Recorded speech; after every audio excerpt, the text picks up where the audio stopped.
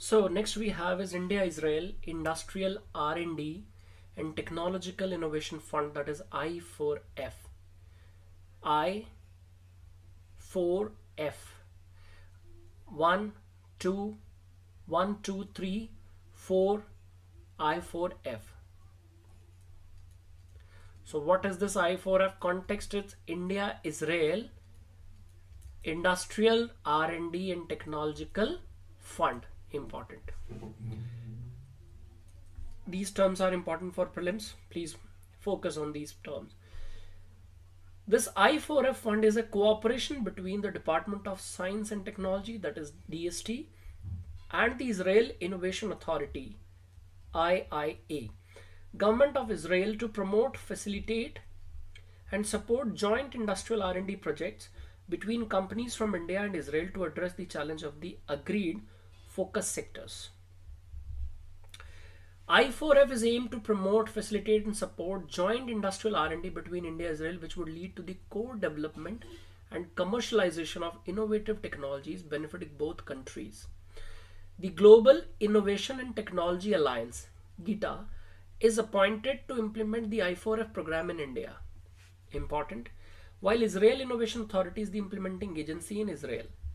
Global Innovation and Technology Alliance is a not-for-profit Section 8 public-private partnership company promoted jointly by the Technology Development Board, TDB, Department of Science and Technology, that is DST, Government of India, and Confederation of Industry. So GITA is equal to, it's basically DST plus CII plus one more is there. It's Technology Development Board, TDB, and it is not for profit organization. The Prime Minister's Council on Trade and Industry had in 2010 recommended incorporation of a government's arm length entity under PPP model to professionally manage the government's funds for providing flexibility to industry for undertaking R&D along with global partners. So it's basically to enhance the research and developmental environment in the country, because India is lacking in these lines, and thereby the innovation rate in the country is not as expected or is not as parallel to the potential held by the Indian youth, Indian minds, and Indian education system. So therefore this research and development in this field is a great initiative, and its continuance absolutely depends on its application in the minutest level and local levels, right from the school to the university.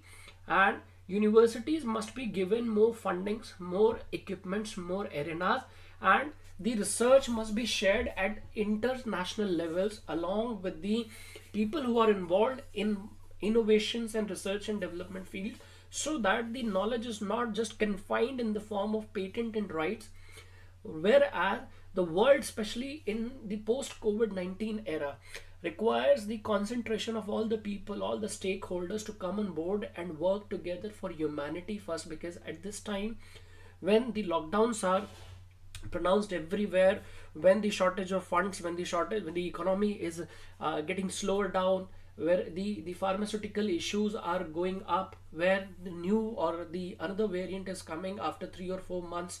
So in this manner the world has to get united, and this research and development is the only single thing where creative minds can innovate in such a way that the world can take benefits collectively and combiningly. So this scheme I4F is important to quote in, or quote just for the beginning. Now, gender champions. These terms are unique. That's why we need to understand that. What does it mean? UGC has written to vice chancellors and principals of educational institutions to implement the guidelines of gender champions in all universities and colleges. In order to promote gender equality guaranteed by Article 15 of Indian Constitution, Government of India envisages engagement of gender champions in all schools and colleges across the country. So this is basically a Government of India initiative. Government gender champions are envisaged as responsible leaders who will facilitate an enabling environment within their schools, colleges, academic institutions where girls are treated with dignity and respect. Okay. This is sometimes very ironic to read and to understand and to find that even in 2022, let's say, we are still talking about the dignity and respect of the women.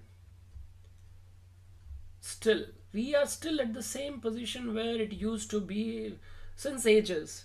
That this small aspects of dignity and respect, when it will leave India, when India and every Indians will have this value of that whosoever is he or she, they both or even transgenders for that matter, everyone deserves dignity and respect.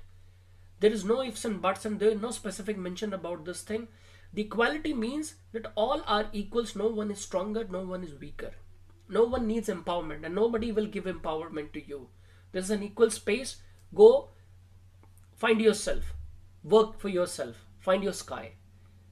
This should be the arena. Otherwise, if India is still engaged in reading and like in working in these areas of gender equality, this dignity and respect, then are we seeing India improving in the aspects? No. So this thing can only be mitigated from the country when the youth understand the value of gender existence on the planet in its rational terms, not for the benefits of producing, reproducing, getting married, and whatsoever. No, beyond that, that earth has made two creatures, the nature has made two creatures, one in the form of male, another in the form of females, and the existence of transgenders as third genders are also equally important, and we don't have to talk about this. We have different sets of problems that we all can tackle by coming closer, because so many things are there where men's are lacking, females are doing good, so they need appreciation, not any kind of sympathy or empowerment. They are intended to strengthen the potential of young girls and boys to advocate for gender equality and monitor progress towards gender justice. Gender champions can be any student above 16 years of age. Remember this age, PT. Enrolled in educational institutions. It is a joint initiative of the Ministry of Women and Child Development and Ministry of Education. The head of the institution is authorized for selection of the gender champions. Some major initiatives taken by Government of India for removing the gender gap. Very important, Beti Bachao, Beti Padhao ensures the protection, survival and education of the girl child. Protection means in the womb itself. Survival means the nutrition and vaccination programs. And education means loans, scholarships, rewards and incentives, etc. Schemes for adults and girls aims to empower girls in the age of group of 11 to 18 to improve their social status through nutrition, life skills, home skills and vocational training. Working Women Hostel ensures the safety and security. Samagra Siksha Abhiyan is an overarching program for improving school effectiveness, measured in terms of equal opportunities for schooling and equitable learning outcomes, that supports the states and UTs in implementation of Right to Education Act. The NCERT has developed syllabus and textbooks across the subjects to promote gender sensitization in the school curriculum. Here, I would also like to add that the families should also speak about the value of women, because this change starts from home, and when it comes to home, laws cannot be made. We cannot make laws to teach them how to respect females. We can only make laws to punish them if they do not respect females and they try to disrespect them or outrage the modesty or break into their personal liberties or personal bubbles or etc and etc etc. If such values are making part of the upbringingness of men,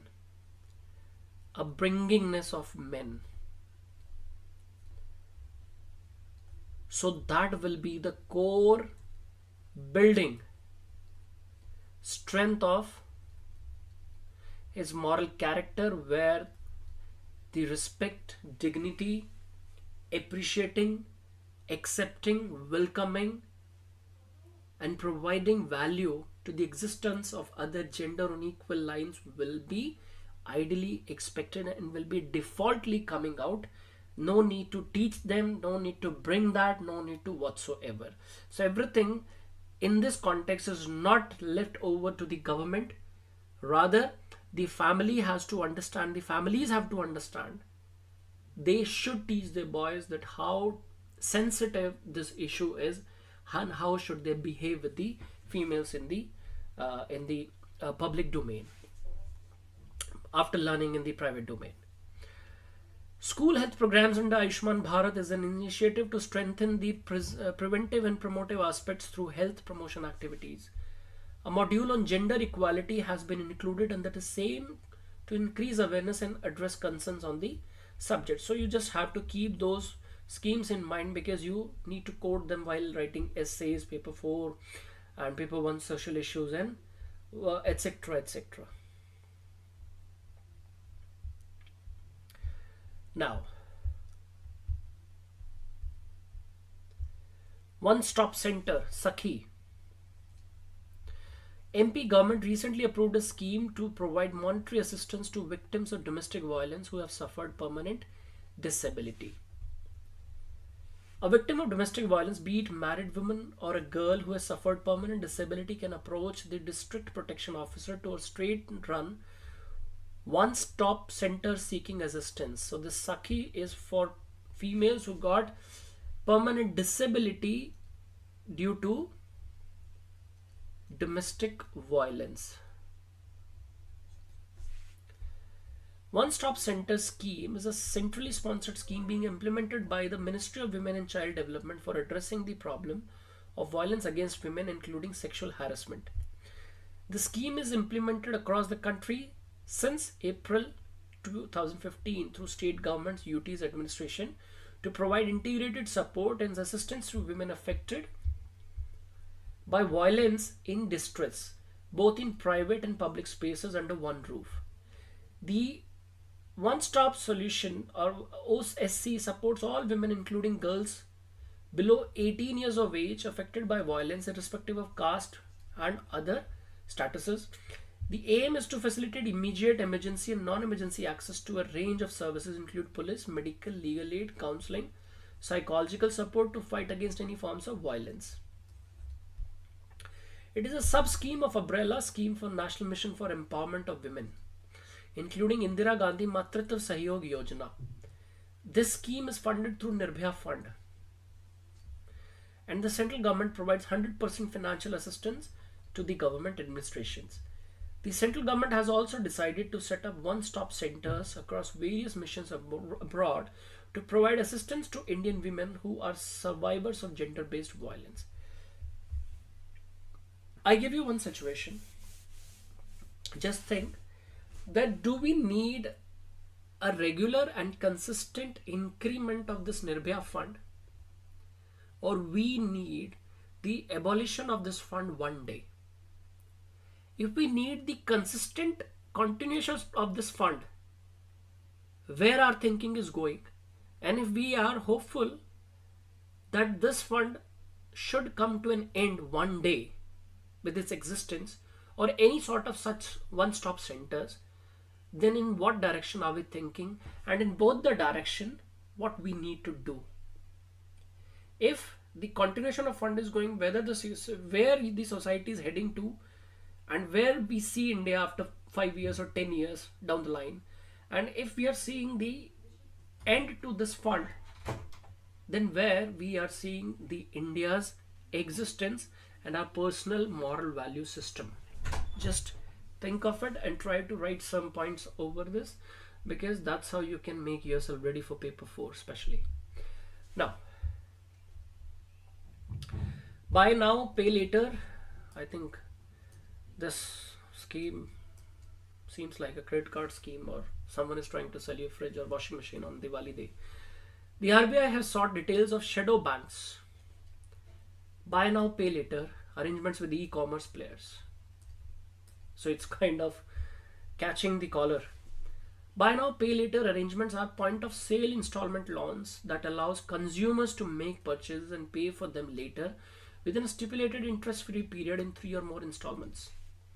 The BNPL provider settles the bill outright with the merchant on the buyer's behalf. The option is targeted at young, new to credit, cash-strapped millennials, many of whom don't have credit cards. It offers them easy access to credit for small ticket purchases. A first-time buyer will have to complete KYC formalities on the provider's platform. BNPL providers use analytics to get insight on buyers' purchase behavior and determine their credit worthiness. What is the catch? The interest-free window for repayment is the hook for consumers, apart from the relaxed loan eligibility norms compared to other options.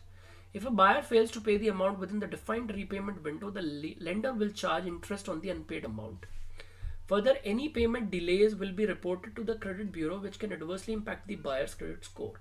This could jack up the cost of future loans, or worse, it may prompt lenders to reject any future loans application. So in this manner, a shadow bank is created where it has created a very sensitive credit environment for the new people entering the credit market. This is the entire objective of this article. Is it better than using a credit card? Credit cards already give you the option of delaying your payment for a stipulated time. These charge you interest if you do not repay the amount by the due date, but these differ from BNPL in certain aspects. BNPL can be used only via partner merchant, whereas a credit card can be used with any business that accepts it as a payment mode. Credit cards often come with onboarding costs like joining fee apart from annual recurring fee. BNPL facility does not carry any such cost, but a few non-bank lenders charge a small processing fee. Credit cards typically charge much higher interest rate than BNPL schemes, but BNPL has certain shortcomings compared to credit cards. The credit limit under BNPL is usually much lower than what is offered by credit cards. Further usage of credit cards fetches rewards in the form of cash discounts, etc., but you do not have these things in the BNPL. So the point here is RBI do not want the credit worthiness of people who are new to the credit market to be spoiled before they actually enter the credit market. Otherwise, the eligibility to access to the formal institution of loaning will be a great burden and will be a problem to achieve, because the credit rating companies, for example CIBIL in India, they will already have a negative image of the person because of getting caught in the some BNPL Ponzi schemes or some shadow bank. Credit worthiness, they have destroyed yours, and in this manner the credit environment, which actually works in the parameters of credit worthiness, eligibility and access, so that the entire paradigm will be excuse me, will be disturbed. And in this manner, the RBI is after looking into these shadow banks with great sort of concern, which is good for the consumers.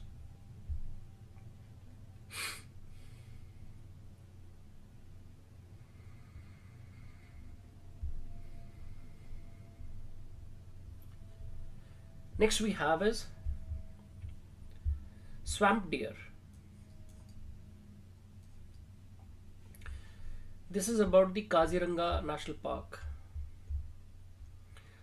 The population of the vulnerable eastern swamp deer, extinct elsewhere in South Asia, has dipped in the Kaziranga National Park and Tiger Reserve. It is in Assam, which is worldwide famous for one-horned rhinoceros. Official attributed the decrease to too high floods. So the reason is floods, illegal poaching and killing, sometimes diseases, or man and animal conflict. These are the general reasons. Animal is now distributed to areas beyond the park known as the world's best address, the one-horned rhinoceros. Swamp deer or Barasinga. See the Singhs. Is a species of deer that has 12 or more than 12 tined set of antlers. Swamp deer is also known as Dolorina. Dol means swamp, Horina means deer. Horina means Hiran in Hindi. Hiran in Hindi, in the mix of Assamese and Bengali, has become Horina. It is called Goinjak or Gauni in central India. The Barasingha was previously seen across most of north and central India in areas of moist forest and swampland. With the destructions of its habitat, the Barasingha is now seen in isolated protected forests in Uttar Pradesh, Assam and Madhya Pradesh. It has a dense brown coat that keeps it warm and dry in its moist habitat. The coat of the male Barasingha becomes darker in color during the mating season. So that is the identity. Habitat: the Barasingha prefers tall grass and reed beds near rivers.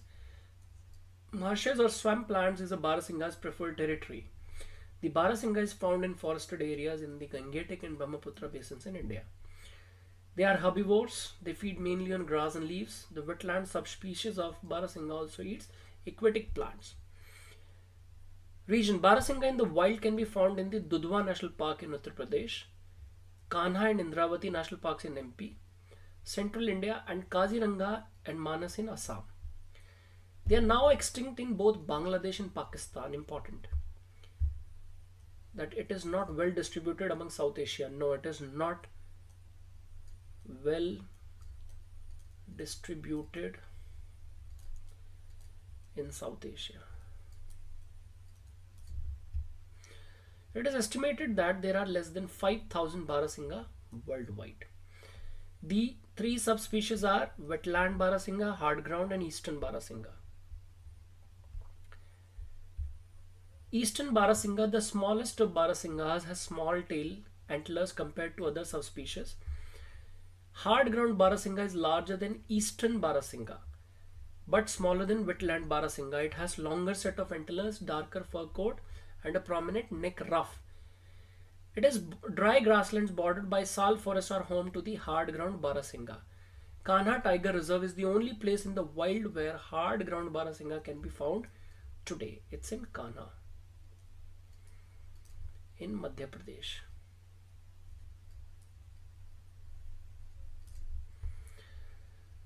Threat: the Barasingha is a vulnerable species. The destruction of their habitat due to deforestation, the draining of swamps and marshes for farming, poaching for its horns, disease transmitted by domestic cattle are the reasons of their extinction.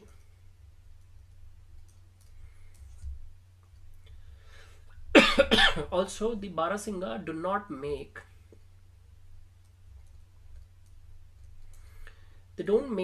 the primary prey base to the tiger, right? Yet their population is going down, and Barasinghas, like other animals, are important part in the maintenance of food chain or food web in larger space, or to maintain the local ecosystem. Hence, this is an important topic for your prelims from the current affairs section. Thank you so much.